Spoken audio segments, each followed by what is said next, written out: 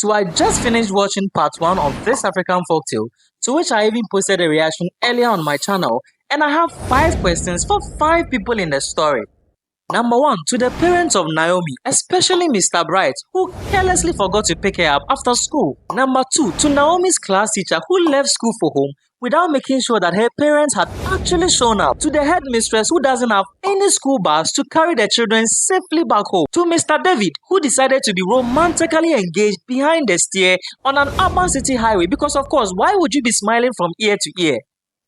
David was on the phone talking with a business associate. I don't care whether he was on a business call. Number 5, to Naomi herself. I don't have any problem with you and I can't blame you for your predicament. But why would a 7-year-old girl like you carry your lunchbox like a teeny tiny little lunch lady on a mission to feed the entire highway patrol and decide to take a stroll on a highway as if you are trying out the role of Speedy Gonzales? No, really, Naomi, tell me, how many lives do you have? Ladies and gentlemen of the jury, at this point I feel like if you are a parent and your child has the possibility of facing similar predicament, please tell them that if you go to school and I haven't come to pick you up yet, don't move an inch. Alright, Mr. Bright, please step forward. Do you know that according to statutes and regulations related to child welfare in Nigeria, specifically Criminal Code Act 1990 Section 363 makes it an offense to abandon or neglect a child under the age of 12? Also, the National Policy on Education 2013 emphasizes the importance of parental involvement in education, while the federal law Child Rights Act 2003 protects children's rights, including the right to care and protection. So I beg you in the name of God, Mr. Bright, do tell, where were you when Naomi was enjoying her favorite land spot right in the middle of a highway? Under the disguise of being busy at work, you totally forgot to pick up your 7-year-old daughter from school after waiting for 5 good years just to have her, right? I mean, it literally took you less than 10 minutes to arrive on the scene after hearing about your daughter's ordeal, and yet you couldn't spare just 30 minutes of your work hours to pick her after school.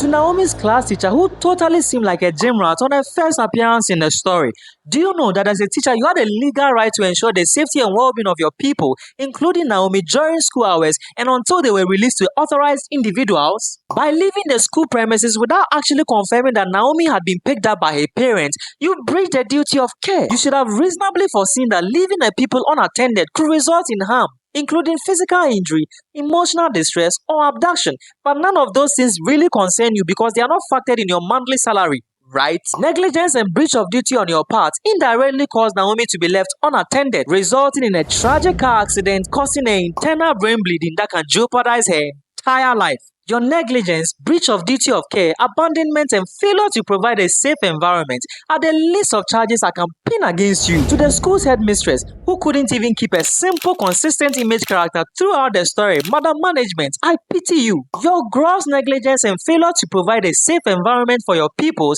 have resulted in a devastating loss of a child. Your inability to procure a school bus to transport the children safely, and your failure to post a security guard at the school gate created an environment ripe for disaster. Despite your responsibility to protect and care for your students, you neglected to take basic measures to ensure their safety. The absence of a school bus forced Naomi to seek an alternative, a very dangerous way of having lunch. Meanwhile, the lack of a security guard at the school gate left the school vulnerable to unauthorized access and created an opportunity for a child to wander off unnoticed. Exactly my point.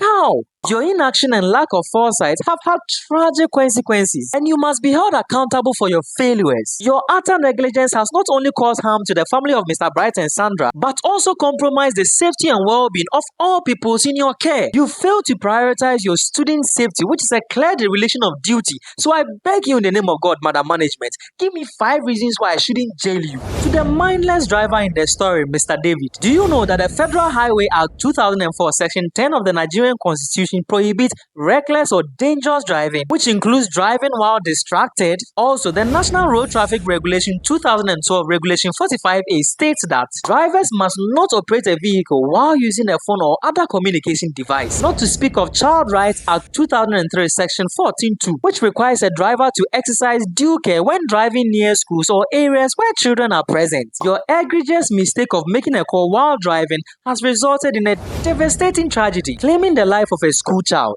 Your reckless behavior and utter disregard for road safety has caused irreparable harm to the child's family and the internet community of African folktale viewers. By prioritizing a phone call over the safety of others, you have demonstrated a shocking lack of responsibility and attention to the road. Your failure to keep your eyes on the road and hands on the wheel led to a catastrophic outcome, which could have been avoided with even a modicum of caution. Mr. David, failure to exercise due care and attention while driving has had disastrous consequences. Your mistake serves as a stark reminder of the dangers of distracted driving and the importance of prioritizing road safety above all else. So after roasting them brown, I decided to check the comment section to see what the internet community of African folktale viewers are saying. And I just realized that a lot of people are really enjoying this story. So let's take a close look at some of these comments. I don't think the parents were careless, but the teacher was. Okay, fine. So Mr. Bryce wasn't careless. You can put all the blame on the teachers, right? Okay. So let's get something straight. The only careless people are the school. Yes, let's blame the school for everything. As for the parents, they did nothing wrong. And as for Mr. David, yes, he just hit the girl. But yes, of course, he did nothing. We can't blame him. And I just realized that a lot of these comments are blaming the school management for everything. And I'm like, how? Everyone in this story needs to be blamed. The father, the mother, teachers, headmistress, and the driver. Yes, finally I found someone with common sense. The man was so busy that he couldn't have 30 minutes to pick up his daughter. But now you have hours to spend at the hospital. Yes, exactly. You people are just blaming the school. Yes, in some points they did wrong, but the person I will blame most is her father. Yes. Who is this? Sarah Sunday. Sarah Sunday, thank you and God bless you because you are the only person in this comment section who agrees with my opinion. All those professionals seem incompetent. The doctor ought to be ashamed for not getting the identifying information of the man into whose care he released the little girl. This is so telling to me. Contemplating moving to the hey, what kind of English is this? But all he's trying to say is that the doctor, it was so incompetent of them that the parents of the little girl came to the hospital and they couldn't even get the phone number of the person who brought the girl. Then I came across this comment.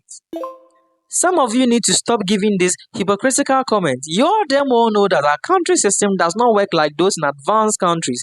So stop acting like you all don't know where you are from. Really?